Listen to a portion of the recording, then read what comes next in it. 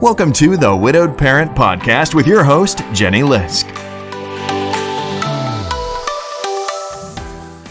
Hey everyone, it's Jenny Lisk, and this is episode 86 of the Widowed Parent Podcast. So I really had such a great discussion with Hope Edelman for this episode. You might be familiar with Hope's work. She wrote the groundbreaking book back in the 90s called Motherless Daughters, which was really the book that started the whole genre of early mother loss. She's been writing, speaking, and leading workshops on grief ever since then, and she has a brand new book out now, just last week. It's called the AfterGrief, Finding Your Way Along the Long Arc of Loss. And this one is for all grieving people. It's not just for those who experienced early mother loss. And it really dives deep on the impact of grief across the lifespan. And what Hope said she really wanted to do and why she named it the AfterGrief was to distinguish it from the kind of acute period of early loss when everything feels hard and everything feels terrible and sad, and look at even when those feelings hopefully start to subside after some amount of time, what are the impacts then in the coming years and decades, because grief doesn't just go away. It sticks around, but in a much different form. So anyway, I learned so much from reading the AfterGrief. I'll probably read it again just to let it sink in a little more, and I hope you'll check it out too. So I hope you enjoy my discussion with Hope Edelman. The Widowed Parent Podcast is supported by Audible, and I'm excited to say that listeners can get a free audiobook and a 30-day free trial. Just go to audibletrial.com/widowedparent. That's audibletrial.com/widowedparent, and you get a free audiobook and a free 30-day trial of Audible. I hope you'll check it out. My guest today is Hope Edelman. Hope has been called one of the foremothers of the grief revolution. She is the author of 8 nonfiction books, including bestsellers Motherless Daughters and Motherless Mothers. She's the recipient of the 2020 Community Educator Award from the Association for Death Education and Counseling, and she facilitates Motherless Daughters retreats and workshops all over the world. Most recently, Hope is the author of the brand new book, The AfterGrief, Finding Your Way Along the Long Arc of Loss. Hope is joining us today from Los Angeles, California. Hope, welcome to the show. Thanks, Jenny. Glad to be here. Yeah, I've really been looking forward to speaking with you today, and I was able to read an advanced reader copy of your book, which, by the way, by the time this airs, it will have just come out, so make sure we put all the links to find that in the show notes. And I found it fascinating, and I think people will learn so much. I read a Kindle version, so I'm not even sure how many pages it is, but it was just packed with, so much information about grief, and the interviews you did, I think, were really fascinating to me. Longtime listeners will know that I often talk about how interesting I find it to interview people on my show who lost a parent at a young age and their reflections, and so I think you've really gone deep on that as one aspect of your book. So I found that fascinating. I think my listeners will too. So anyway, let's just jump right in here. Okay, it's 288 pages. 288. Oh, good. Thank you. Yeah. Yeah, thank you. Terrific. Okay, so you start right out in the introduction and you say that it's been 39 years since your mom died. Uh-huh. And sometimes people look at you like, 39 years and you're not over it yet? So, Right. So tell us, why did you write this book? Well, the introduction is titled Getting Over It. And there's good reason for that, because those of us who have a loss in the past, and by in the past, I mean 5, 10, 20, 40 years, or 39 in my case, often get the message, even if it's not overt, it might be subtle, that we should be over it by now. And that's a cultural message that I'd really like to start debunking, because we don't get over the loss of a loved one. And that's what I discovered when I interviewed 81 people for this book. I kind of already knew it from interviewing all the women from Motherless Daughters and interacting with them and meeting them and working with them over 26 years now. But I had not yet interviewed in depth people who had other forms of loss in the past. So this book emphasizes early loss because these are the people who've been carrying that experience with them for decades. But I do have a number of people in there who have losses during adulthood, siblings, children in some cases, and people with multiple losses who may have lost a parent when they were young and then a spouse as an adult, or a sibling when they were young and then a parent as an adult. And because over the course of our life, we are going to have multiple losses, most of us. Some of us are very lucky and we don't experience that until well into adulthood. But a lot of us will lose even a close friend when we're young. And so there are a number of people in the book who had a friend die when they were young that they felt really impacted them, changed their worldview, changed the way they think, changed the way they walk through the world. And I was really interested in how that happens and what that means for people later down the road. So I was writing about grief, and but I think that grief is a word that we should reserve for the acute phase right after somebody dies. So that where we're really in that stage of shock and numbness and a sort of powerlessness and sleeplessness and that feeling that life will never be the same again. And then, eventually, and it varies for some people, it takes 6 months, for some a year, for some 2 years before they really start feeling like they have adjusted into what's often called the new normal. It won't be exactly the same as it was before because that person's not part of your life in the physical world anymore, but you're finding a way to have an inner relationship with them and carry them forward, hopefully. Unless you've bought into the whole, I have to let go of that person way of thinking, which is very, early 20th century. And those of us in the bereavement field are working really hard to try to undo that mentality. But then we move into something else, a whole different phase that lasts for the rest of our life. It's more fluid, it's evolving, it's full of grief spikes, as they're called, when we, have a moment where we really miss someone, maybe who died 10 or 20 years ago. And we didn't have a name for that period, and it was really bothering me because I'm writing about what it feels like 20 years later, and the only word I have to use is grief, and that doesn't feel legitimate in a way. It feels like it almost devalues, the really hard part of it. And so that's how I came up with the term the AfterGrief, which is the title of the book. I think the AfterGrief is what we enter once the really hard part starts to sort of fizzle out, and then it extends for the rest of our life. And we have much more agency and choice in the AfterGrief, I feel, than we feel we have in the grief part of things. And so, the idea of 5 stages of grief is kind of old thinking. And even Kubler-Ross herself did not really, adhere to grief happens in 5 stages. That's just how popular culture took over and co-opted that idea. But I think there's really 2 stages, in my opinion. It's, that people care about. The one in where you feel really bad, and that's what I call grief, and the one where you start feeling better and adjusting and move forward, and that's the AfterGrief. Yeah. Okay. And one of your points then is, but like that second stage doesn't mean like all good, never look back, everything's fixed. You're talking about that it really does. It is a lifelong, and that's part of what you dive into in the book, is how that manifests itself, right? Yes, it's not all good, everything's fine. It's also not all bad, I'm hurting all the time either. Right. It's just a phase, a long extended phase of your life where most of the time you're feeling okay. And some of the time you have created meaning and purpose out of that loss, like you creating a podcast, for example, or me writing books, even though we've had a tragic loss in our pasts. And sometimes we do feel bad because an anniversary comes around, or we reach the parents' age at the time they died, or our children reach the age we were when it happened. And or we reach a milestone event like a wedding or the birth of a child where we really miss that person in our life. And that's completely normal, to feel like I'm regressing a bit. It's not really regressing. We're still moving forward, but we're having what's called a grief pang or a grief spike. Right. And we don't have to push it down. And it absolutely does not mean that you got grief wrong in the past. That's what a lot of people think, like maybe I did it wrong because it still hurts from time to time. And I'm here to say, no, that's actually normal. 81 out of 81 people that I interviewed talked about that. I don't think they could all be wrong. Yeah. Okay, you said so many fascinating things that I want to follow up on. But first, I guess, for people maybe who haven't read Motherless Daughters or aren't as familiar with your own story, can you just tell us a little bit about how and when you lost your mom? Sure. I was 15 when my mother was diagnosed with breast cancer, and she died shortly after my 17th birthday. And that was in 1981, which I call the dark ages of grief support, because there was nothing available for families who had just lost a central member.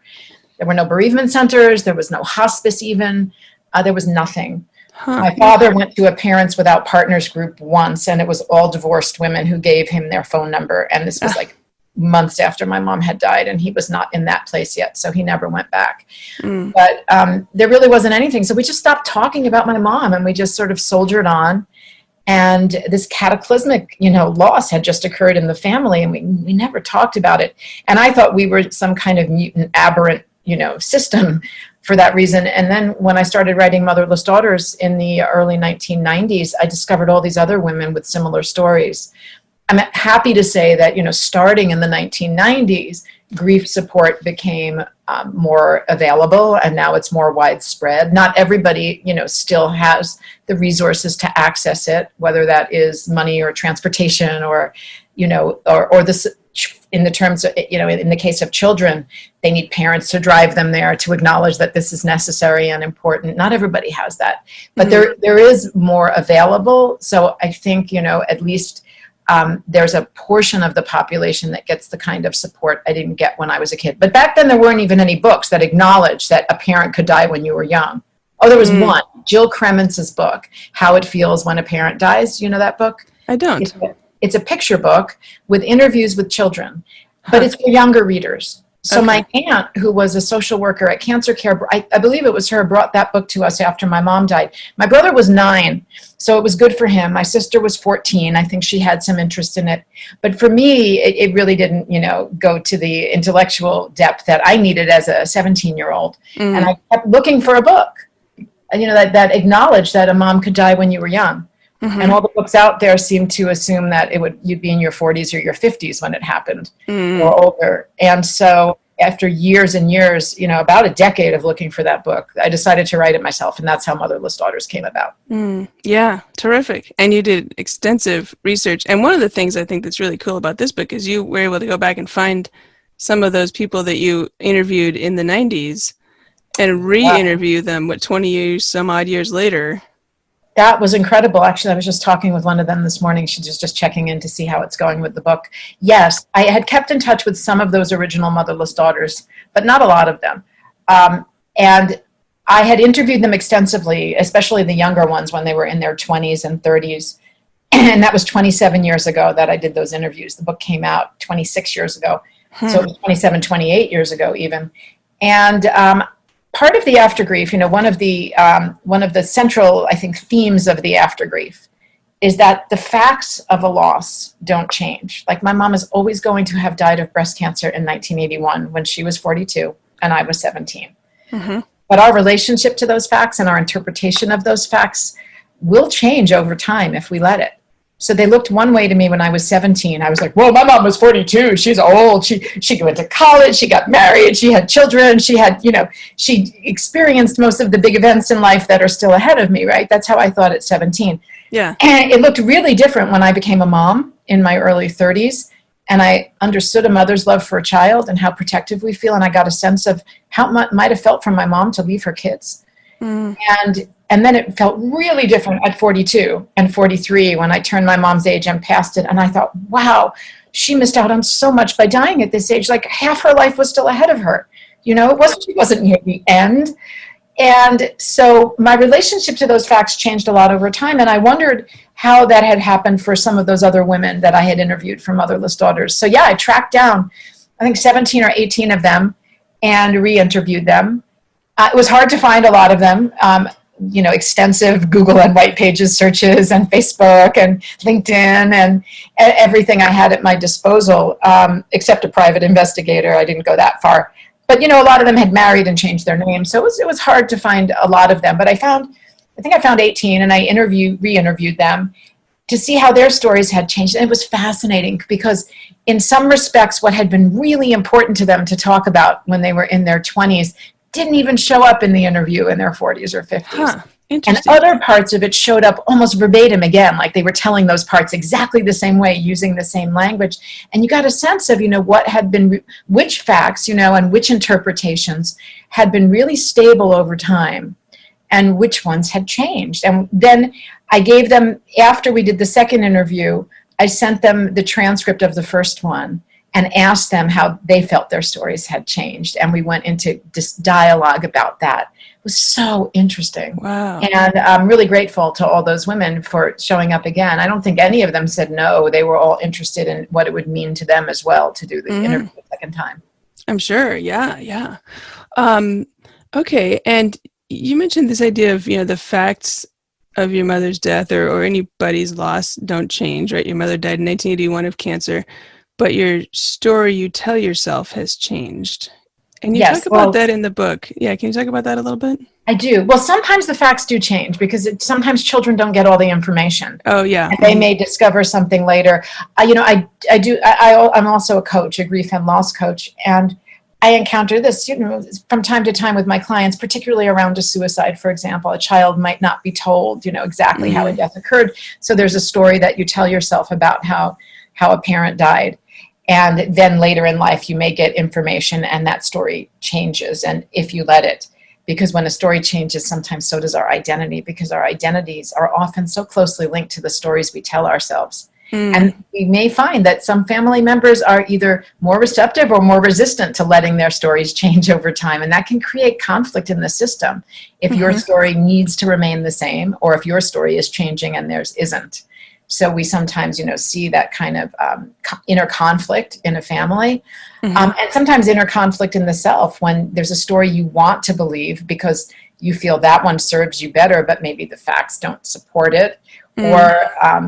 So our stories can change, but we can also help them change. And as a coach, because I also teach writing workshops, and I've been helping people write memoirs and tell their stories now for more than 25 years.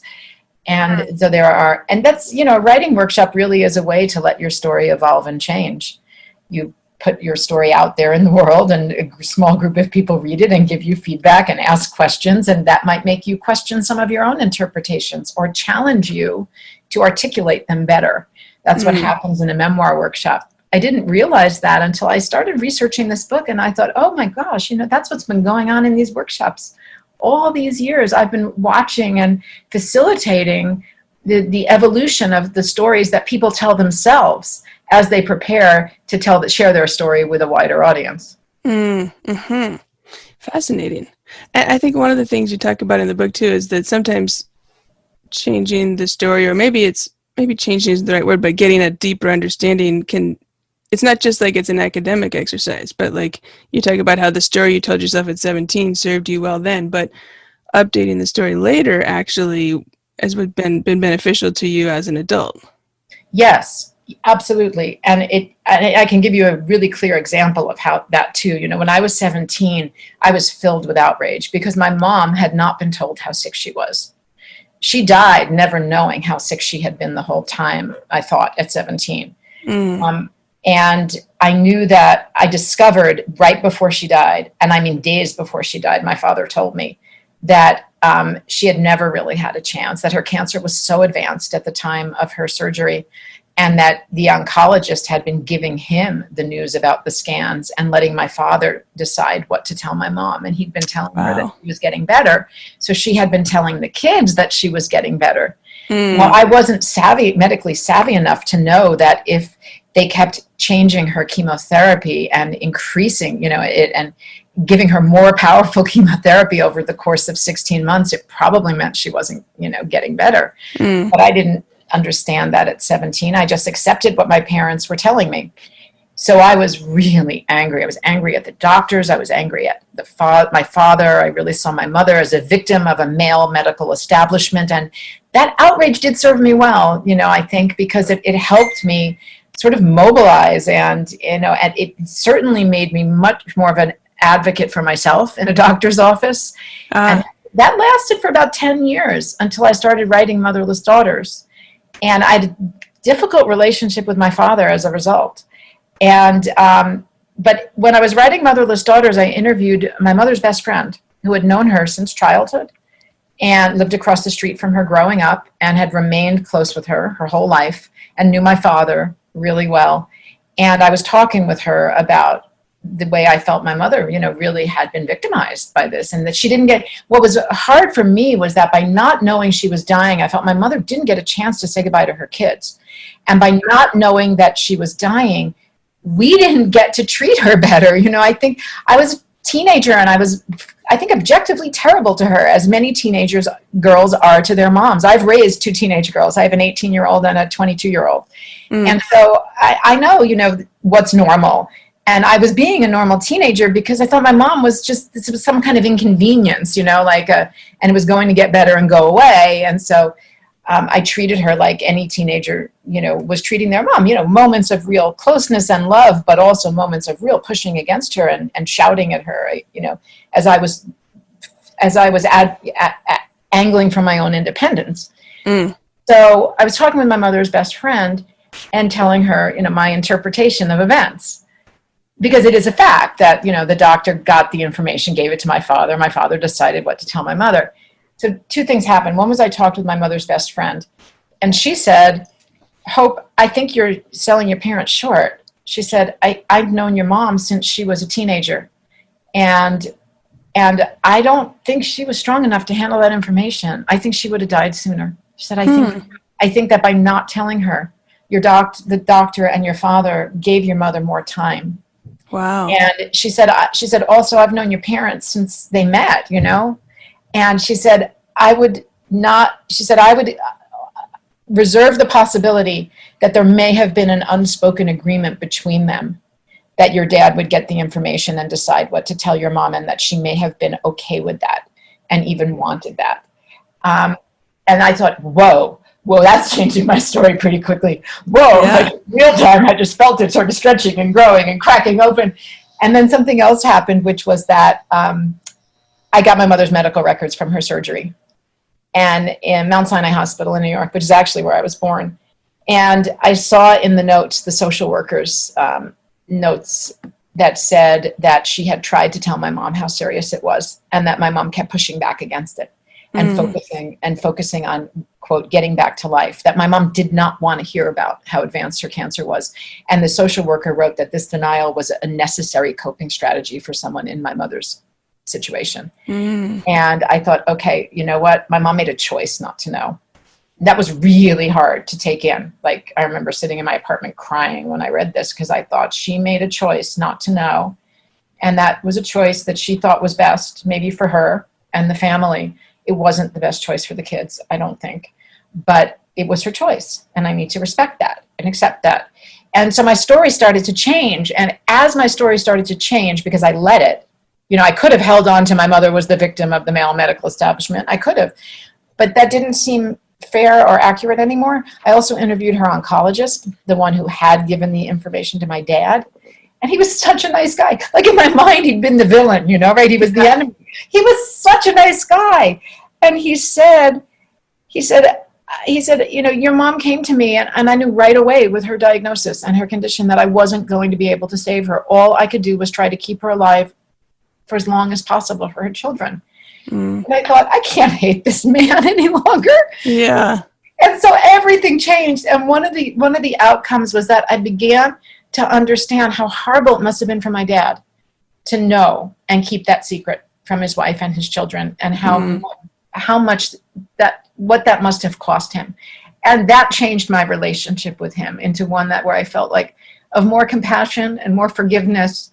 And I was able in adulthood to have a much better, in later adulthood for me, my 30s, to have a much better relationship with him than I'd had in my 20s, because it softened my stance against him. And I saw, how much he had suffered. It wasn't just the kids who had, been the victims or the collateral damage. He had been too, of his own choices. Yeah, or maybe the choice that my mother made that he was trying to honor. So it became it wasn't so black and white as it was when I was 17, right? It became a much more complex story with shades of gray. And that was hard. That was hard for me at first to take in, because I had become so invested and energized by that other story. So you have to let your story change. And once it does, I think it can lead to good things, like it did in my better relationship with my dad, who was the widowed parent in my family. Right. Yeah. Okay. Thank you for telling us about that. That was a very long story. No, that was great. And I found that part of the book really interesting too, because I hadn't ever really thought about this notion of like rethinking maybe the stories that you tell yourself, and how that, right, over time can change, maybe should change, maybe at least consider, different possibilities. Right. Well, you saw in the book also so I knew what story I'd told myself at 17. and I knew what story I had now. But while I was writing this book, I found the boxes with all the old files from Motherless Daughters, which had been misplaced in my attic, and I'd been looking for them for a long time. But when I found them in a file, I found a version of the story that I wrote in my late 20s. And it was like this transitional story. You know, it was like my story in motion. It wasn't how I would have told it at 17, and it wasn't how I would tell it now. But there was evidence of how I saw it, you know, I think I was like 27 or 28. So it was right when I was starting to write Motherless Daughters. And that was fascinating to me because I thought, wow, here's an example of my story in motion, like, you know, preserved, right? Yeah. In the laser dot printer or whatever it was that I had, and, you know, at that age. And so I was able to see, my story was really in a process of evolution. So I don't think that the way I tell it now is fixed either. You know, there may be experiences ahead that are going to change the way I tell it and the way I see those facts. And that's just how it is, right? Those facts are those facts. Now I'm 14 years older than my mother got to be. And that's a whole different perspective. My mom now is like, she's not even really like my peer anymore, or even my younger sister. She's like a much younger friend, you know, or the age of a much younger friend to me now. Yeah. Well, yeah. And actually, you mentioned in the book that you were genuinely surprised when you turned 43 and there were no major incidents. I was amazed that I got to be 43 because one of the very common outcomes of losing a parent when you're young, especially a same-sex parent, is the fear that history will repeat. And you will be diagnosed, if it's an illness, you'll be diagnosed at the same age. If it's an accident, that an accident might occur, you know, to you at the same age. It's very age dependent, which is interesting. But we also often spin out into other family members. Like, you know, when I turned the age my dad was when my mother died, it crossed my mind that something might happen to my husband at the time, you know? And so those are called age correspondence events in psychology. I call them something different, something more accessible and less clunky. I call them new old grief, which is when you experience an old loss in a new way. And so when, you know, like when I turned the age my dad was when my mom died, that was for me an experience of new old grief. That was an old loss, my mother's death, but I was experiencing in a whole new way, which was identifying with my father and what it might have been like for him at that point in his life. Right. And my kids were not exactly the same age, but, you know, my kids were still living at home and you know, dependent. So I was still raising children at that time.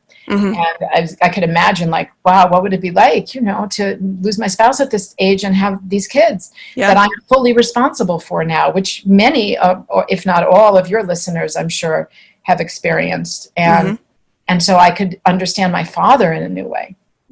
Yeah. Well, so you mentioned new old grief, and that's one of the things I wanted to ask you, because you have three, you call it the Grief Trinity, I think. Can you tell us about that? Yeah.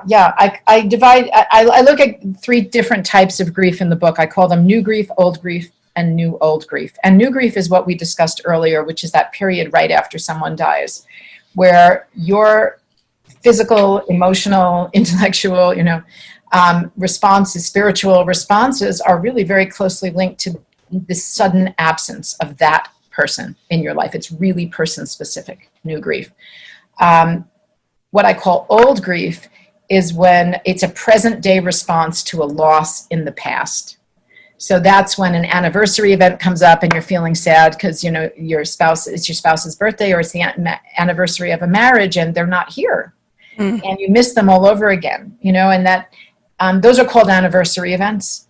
But also sometimes, you know, when you experience another loss, like we were talking earlier about the loss of a pet, and how for children, sometimes the loss of a pet, you know, just that feeling of sorrow in your body reminds you of, you know, when your mom or dad died, and you may grieve another piece of that loss. I think of that as old grief, right? Because again, it's a present day response to a loss from the past. That's old grief. But then there's this other category that I call new old grief, which is when you're experiencing an old loss in a new way. And it's usually a one-time event.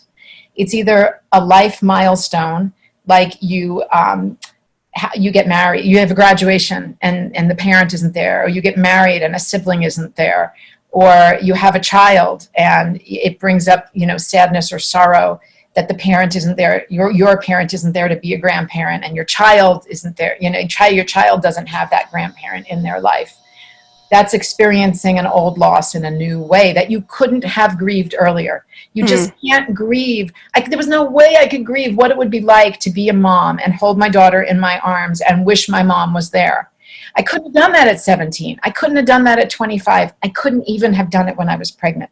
I could only do it after my daughter arrived. That's how I knew what it would feel like.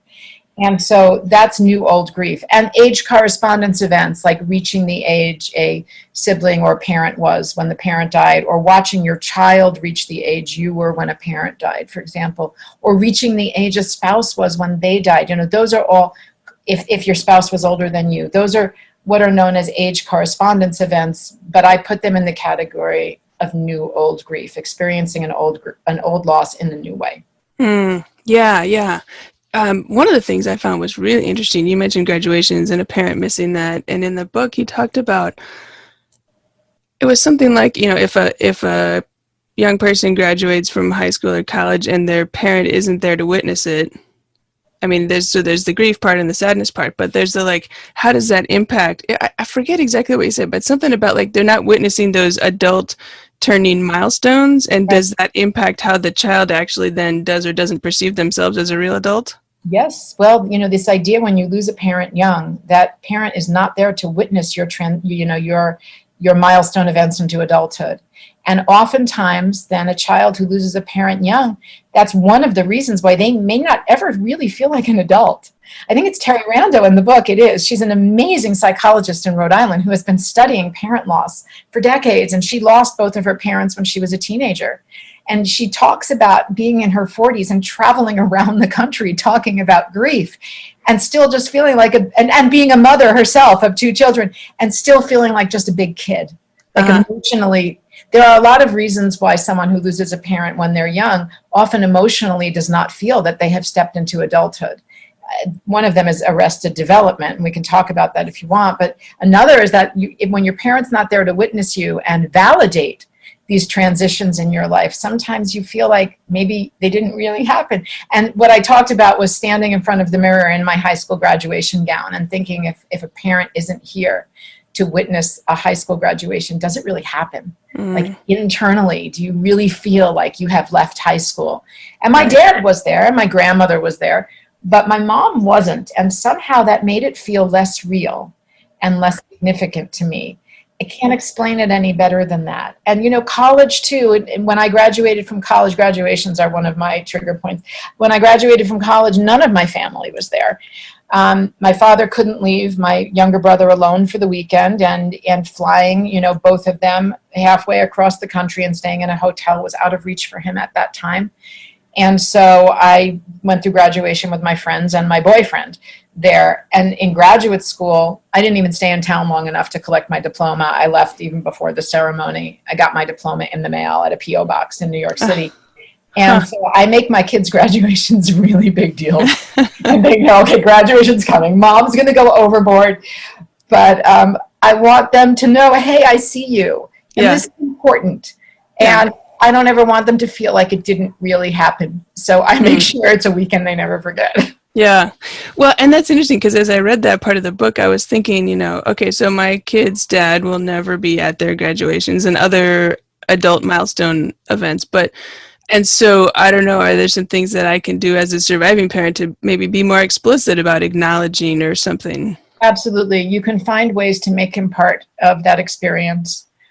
If you have items of his that you've been holding on to and want to share with them or give to them, that can be a graduation gift. That's a way to bring him into it. I mean, this really depends on the family. You know your kids better than anybody else, so I'm not going to make suggestions. I'm just going to give you, examples of things that can be done, of course. I think it's really important for them also, if they can take it in, for you to share with them how you think their dad would feel today. And so you can stand in for him or someone else, like if he had any siblings, they could say, oh, your dad would have been so proud of you today. He would have been so happy to be here. That's a way to help them feel validated by their dad, even in his absence. My mother's sister and her husband flew across the country, God bless them, for my older daughter's graduation from college. They came from Florida to Northern California to be there, like to represent my mom and to have someone from that generation be there to witness my daughter. And I thought that was so beautiful on so many levels. We were so grateful for that. And so if there's someone else, like that was close to him, if he has any siblings, if they can come, or even some of his close friends, if you're still in touch with them, and that can, help them have a feeling of his presence and that he's somehow even in spirit there to witness it instead of being in absence. Yeah. Great ideas. Okay, let's see. I have so many notes of things I want to ask you about because your book was just so full of interesting information. Let's see. Well, you talk about 3 rings of grief. Mm-hmm. Can you tell us about that? Yes. I was looking for a model for long-term bereavement, and I couldn't find one. Something that was sort of visual and accessible and easy to understand. There are a couple different models out there that I talk about in the book that I like, but I felt that they were all really a way of representing that acute phase of grief, in the first year or two. And I couldn't find anything for what it might look like 20 years later. And so I just listened to the interviewees that I spoke with for the book. And what I heard them all talking about was an experience of emotion and thought and, even bodily responses that sort of ebbed and flowed, like expansion and contraction. And I started thinking of long-term bereavement, sort of looking like a bullseye. It's sort of like the Target store logo, with sort of 3 rings. Yeah, and that's why I came up with the idea of the rings of grief. So there's a visual representation of it in the book. But I think like in the middle, that little tight circle in the middle of a bullseye is what I call like the red hot center, and that's new grief. That's where you're really actively grieving the loss of somebody who just died, or feeling the pain of their absence very intensely. But then we sort of expand outward into what I call the middle ring, which is just the ring of everyday life, where we go through all of the motions of our daily existence, and we have lots of moments of happiness, and we have some moments of disappointment, and we have challenges, and we have triumphs and all of that. But occasionally, we're going to have one of those grief spikes, or an anniversary will come along, or something will happen to remind us of that person's absence, and we contract into that little circle in the middle again, where we feel, the pain of missing them. And over time, we go back there less frequently, and we stay there for shorter periods of time. But we can always get pulled back into that space. And then, we move back out again into the ring of everyday life, and we stay there. But I also think there's a third ring. And this is, in psychology, this is the concept of post-traumatic growth, which is where that loss becomes something that expands us into a state of higher meaning or purpose or activism or just personal growth, where that loss becomes a springboard that pushes us into an area where oftentimes we want to help other people. Yeah, that's a form of post-traumatic growth. Or it inspires us to be a better friend or a better parent or a better son or daughter. And so that I think of that as the third ring. And, my ideal space is to move back and forth between that second and third ring, between everyday life and growth, stay in growth as often as I can. And occasionally I get pulled back into the middle, and that's okay, because if you can develop tools that nurture yourself when you're in that space and honor, that it exists, and eventually move back out into the middle ring again and spend, most of your time there, I think you're doing pretty well. And if you've suffered a really traumatic loss, and I'm going to, come right out and say, if you've suffered a really traumatic loss, like witnessed a suicide or been in an accident where a loved one died, or, it's a homicide, a real traumatic loss. Some psychologists think any form of childhood loss is a traumatic loss, and I agree with that to an extent. But there are forms, where there's violence or desecration of a body that, where there's a lot of trauma involved. It may be all you can do right now to get into that middle ring and stay there. And you're like, whoa, growth. I can't even imagine that right now. That's okay, right? Because some people are handed losses that are so tragic or so difficult that it's really, it's all they can do to try to get into that middle ring. And I say, be kind to yourself. That's a lot. If you've suffered a loss like that, getting to that middle ring, that's a lot. That's a real effort. That's a real accomplishment. So let's be happy and proud of you for being there. That's what I tell my clients. You don't have to expect more of yourself. Right? Be kind to yourself, because oftentimes when we experience a really traumatic loss, and some members of your audience, some listeners right now may have lost a spouse to a very traumatic cause, we need to stabilize the trauma before we can even get to the grief. I often hear people say, I never grieved my such and such, person in my life. And I say, I'm going to ask you to consider something a little different. I'm going to ask you to consider that you may have grieved to the best of your ability at that time. And that your ability may have been really limited. Maybe you were a child and you didn't have support from adults, or maybe it was a very traumatic loss and no one was there to help you work through the trauma.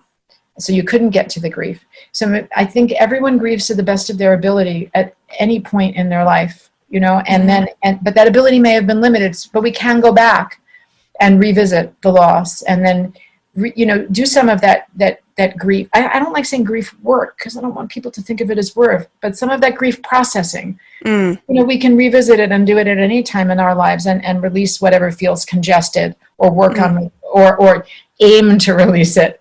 But I don't want, it hurts me when I hear people being hard on themselves and feeling that they did it wrong or that they didn't grieve properly, because I think they probably did the very best they could at that time. And maybe, if you're a widowed parent, you had dependents and you had a job and you had to focus on the survival of your family. And that was all you could handle at that time. Doesn't mean that you didn't grieve properly. It means that maybe you couldn't allocate a whole lot of time or energy to it back then. And maybe you're going to have to do that years later, because that's when you have, the ability and the time and the resources. And that has to be okay for us. I think we have to be kind to each other and ourselves if that's the case. Well, so this, it does. Yeah. And it's reminding me, because in the book you mentioned that there are therapists who are trained in something I think you called trauma-informed bereavement work. And this is something that, before I got into this world, I guess I thought a therapist is a therapist is a therapist, and you can go to any of them and they can handle everything. And I have since learned that's not the case. But can you tell us about this trauma-informed bereavement work? Like, do you need a special type of therapist then if there was trauma involved in your loss? Well, a lot of programs now will offer some training in trauma, because it comes up so frequently in anybody's practice. But there are certain types of training and therapists who do additional training to work with those who have suffered traumatic bereavement. One of the programs that I find, really extraordinary is actually, did you say you're in Seattle? It's started by someone up in Seattle, Ted Rainierson. He's a psychiatrist up in Seattle. He has a program called Restorative Retelling that helps people work through their trauma by telling the story. And guides them, companions them through their grief and their processing of the trauma. Oftentimes we find that it helps people who've suffered a traumatic loss to remember that person in their prime, and the relationship when it was good, and reconnect with, that inner sense of that inner bond that you have with the person, and stabilize that before we go into the grief, because the grief is going to be so closely linked to the way a person died. And left to their own devices, someone who has suffered traumatic bereavement will sometimes come to a support group and want to launch right into the story of how somebody died, and you can get caught in the loop of just trying to make sense of it and keep telling it over and over again to try to wrap your mind around it. But in restorative retelling, the idea is that we're going to first cement the relationship that you had with that person. And then we will help you get to the grief part of it. But first, let's try to stabilize some of the trauma by remembering the relationship as it existed when it was good. And you may have to go back in time. If someone died by suicide, for example, you may have to go back further, to remember when things were really doing what, when things were good between you, for example, or that person was in a good place in their life. But yes, trauma-informed bereavement for those who have suffered a traumatic loss can be enormously helpful. And I do want to say that I feel that as a 17-year-old, I was traumatized by my mom's death, even though she died by cancer, because watching a parent deteriorate and having helped to take care of her at the very end and seeing her in the hospital right before she died. And I'm glad I was in the hospital. I'm glad I got to say goodbye. But I think experienced a level of trauma around that that's a little different from how my siblings experienced it, because they weren't there to witness that very steep decline at the end or help take care of her. And I know that I experienced it as a trauma because for years afterward, because my family didn't talk about it, if anyone mentioned my mom, even just to say, "Are your parents coming this weekend?" in the plural, I would have a physical response where my heart would start beating very quickly and my limbs would start getting numb and cold. And I was having a somatic trauma response just from hearing, the phrase "your parents," or if anyone asked about my mom and they didn't know she was dead, I wouldn't want to tell them, and I would have that physical response. And I think I would have really benefited from some trauma-informed counseling to help me process that part of the loss, because I couldn't get to the grief, I couldn't get to the sadness, because I would feel the trauma response and I would just back away and I would avoid the triggers, and so it took me probably about 10 years to actually get to the grief. Yeah. Well, so is some of this, does complicated grief come into play here? And can you tell us what that is and how that fits in? Yes, I think, complicated grief is believed to affect about 15% of the population. But it's also now believed that that may be the portion of the population that is already predisposed to anxiety and depression and maybe doesn't have, the inner tools or the physiological or neurological tools to handle, that kind of extreme stress the way that the rest of the population might be able to do naturally. So they need some more help. But complicated grief is really like your mind and your body get stuck on the grief channel, and you can't turn the dial on your own without some outside help. And so there are professionals who are trained in helping people work through complicated grief. And that can be because people have experienced the loss as a trauma and need help stabilizing before they can get to the grief and process the grief and be able to move into what I call the middle ring. So there are different reasons why people might experience complicated grief, and a predisposition to anxiety and depression, and a need for assistance with trauma, which is really hard to work through yourself. And that's why people just sort of stuff it, and it comes out in other ways. It comes out in depression, it comes out in anger, it comes out in violence. I mean, a large portion of the prison population has experienced a major loss when they were young that was not attended to. I talk about unattended grief as a public health crisis, I think, because there are a lot of adults walking around that whose grief didn't get the attention that it deserved or needed when they were younger, and they're acting out on it now in all kinds of different ways. And that's reminded me of when I talked to Mary Robinson at Imagine in New Jersey. Talks about how I can't remember the quote exactly. I think she said it as part of her CNN thing about if you walk into any 12-step meeting, any prison, she had a couple examples that the room is full of unresolved grief and loss. Grief from the past, grief and loss from the past. Yeah. And that may not be loss to death, for example, like in a 12-step meeting. It may be loss of a parent to an addiction or to mental illness, but it's still a loss. It's still a grief that a child or a teenager experiences that may have gone unnoticed or unaddressed. And so back on the complicated grief thing, can you just, the difference between complicated grief and the after grief, can you distinguish those for us? Oh, yeah, I think of those as completely different. I think of complicated grief as something that really occurs during the acute phase, makes it harder to move into the after grief without assistance. Complicated grief being that the mind and the body really just kind of get stuck in the phase of rumination, of the acute phase just doesn't seem to end. It goes on and on, and the duration and the intensity of it are typically the giveaways. If you are still grieving a year or even 6 months later the same way you were right after somebody died, it's often an indication that some professional help will be of use to you to be able to start not getting over it and not leaving the loss behind, but moving into a phase where your focus on other activities starts to tip. The balance starts tipping. There's something called the dual process model of bereavement, which is such a heavy term, but I think the way it's described, it was developed by two Dutch psychologists, and I think they're spot on with this. They say that after somebody dies, we all move back and forth between two poles. They call it an oscillation between two poles of bereavement. One is loss-oriented, and one is restorative. And in the loss-oriented pole, that's where grief looks like what people expect it to look like. We are crying, we are longing, we are running through the details in our mind, trying to come up with a story that makes sense to us and feels complete. And then over in the restorative pole, it's where we are going to work and taking care of our kids and, creating that new normal. And different people are going to have a different balance. Some people are going to spend more time in the loss-oriented activities. Typically females do, where they want to, externalize and express and connect with other people and talk it out.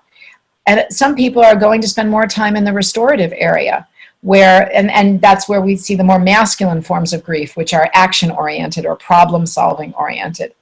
And a balance is what we are looking for. And, whether it's 20% and 80% or 50-50, it's different for everyone depending on who died and what else is going on in your life and your temperament and your family's coping style. There's so many factors that will determine how much time you spend, in each side of that equation. But I think of complicated grief as someone who's spending most of their time or all of their time in the loss-oriented activities and needs help, finding ways to incorporate more of the restoration in their life. And someone who's spending all of their time in restoration and none of their time in loss-oriented activities may be suppressing or blocking, or avoiding those painful feelings. And so anyone who is spending all of their time in either pole can benefit from some help, dipping into the other side. It's called dosing. At first, maybe doing it, very little bit for a while and then coming back. We see children spend most of their time in restoration because it's just unsustainable for them to really spend too much time in the painful emotions of grief unless they have lots of support from adults. So when we see kids at a funeral playing outside as if, looking as if nothing's wrong, we often think either that kid is so resilient, look at that, they've already gotten over the loss, or might think that child is completely avoiding it, that family is in denial. Well, neither of those things are happening. It's really normal for a kid to need the feeling of normalcy and play. But they do need a support from adults and often permission to dip into that loss-oriented area. They're also often waiting to make sure that the surviving parent or the surviving caretaker is doing well enough to take care of them before they will allow themselves to have those feelings. But I think, and this is me, but I think of complicated grief as when someone is really spending most of their time or all of their time in the loss-oriented activities and not much in restoration. Right. Okay. That makes sense. Thank you. And I should say, and gosh, I think we're almost out of time here. We really could keep talking about this all day because in your book, you cover so many, I don't even know how to summarize it. I mean, you have the theoretical level, you have the interview, story-based level. I mean, you have sections or chapters on, specifically kids, like a pullout, like this is how this part affects kids. I think you call it the childhood exception to, Right, because children grieve differently than adults. So there's a couple of sections where I say the childhood exception part 1, the childhood exception part 2, so that we don't confuse early bereavement with adult bereavement. Right. Yeah, I just think in terms of like really understanding both the theories behind a lot of this and the lived experiences, I guess I would say, of a wide range of people that you've been able to interview and incorporate as well. I think people really will learn a lot from reading. In fact, I might read it a second time when I have more time to read it. I was trying to finish it quickly for our discussion here. I'm sure I could go back and learn more. But just if you could take a moment and tell us, I think with the release of the book, you also have some new resources coming out. I do, yes. First, I want to say that thank you for your kind words about this book. This is why it took me 4 years to write. I imagine. The inside of my office looked like a library had exploded because there was so much source material. There were so many books, and there were so many articles that I'd printed out, and so many interview transcripts. I have the most patient publisher in the world, so shout out to Valentine there. But yes, there's so little available to adults bereaved as children. And I think we need to change that because we can really help people have an easier time of it in adulthood if we help them revisit some of their childhood losses and revise those stories. So the AfterGrief.com I have a live event on October 18th to, talk more with people. There's going to be a 4-week course. Sounds so academic, but it is like a 4-week, encounter that will be coming in November. And more resources that are going to be coming on a more regular basis from the free level all the way up to the paid level, and some coaching and support groups online starting in early 2021. So all of that is in process right now. But the free event on October 18th is available to anybody just going to the AfterGrief.com, and you'll be registered for a book giveaway also on the website when you go there. Terrific. Okay, I'll put that in the show notes, and also a link to I believe your Facebook group is free and available now as well. So I'll put a link to that too. Thank you so much. There's an AfterGrief community page on Facebook with moderators from within the community who have been doing some training to be able to just facilitate conversations and help people have a place to go when they have those grief spikes.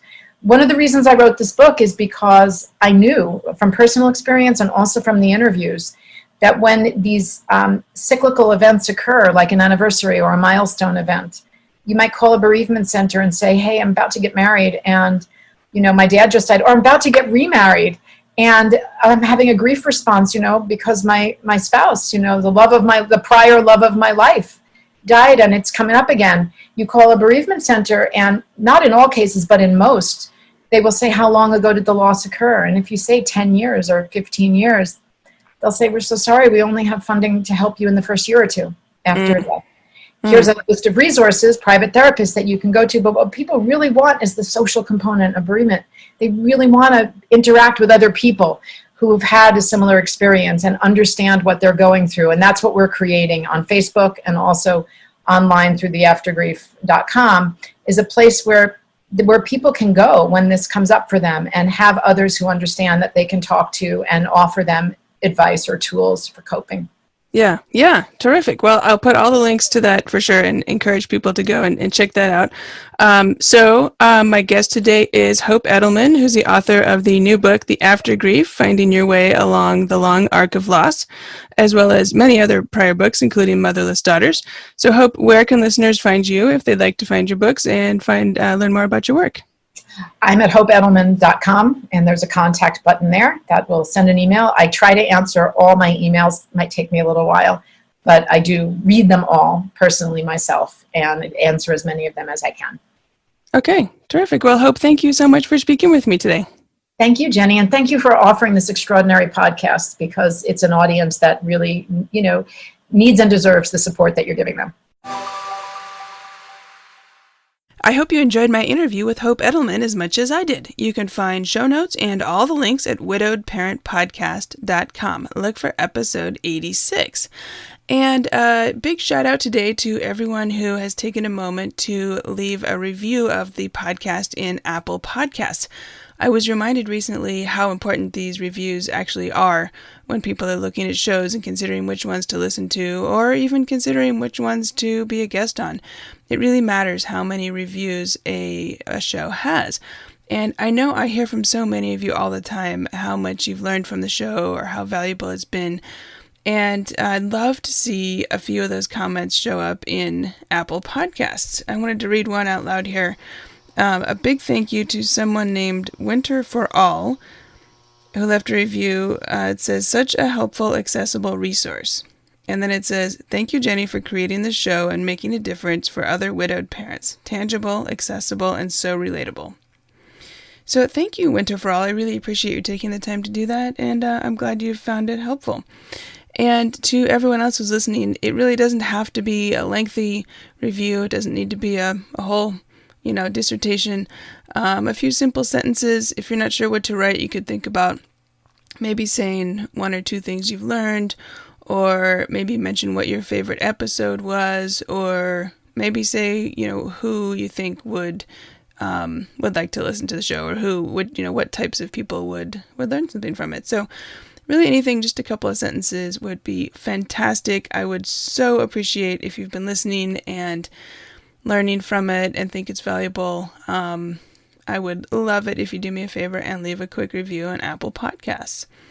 Okay, I think that is all for this week. So, of course, we have Children's Grief Awareness Month coming up in November, so look for some programming around that. I've started to do some live streams, and I'm going to be doing more of those in November, so stay tuned and make sure you're following me on social media.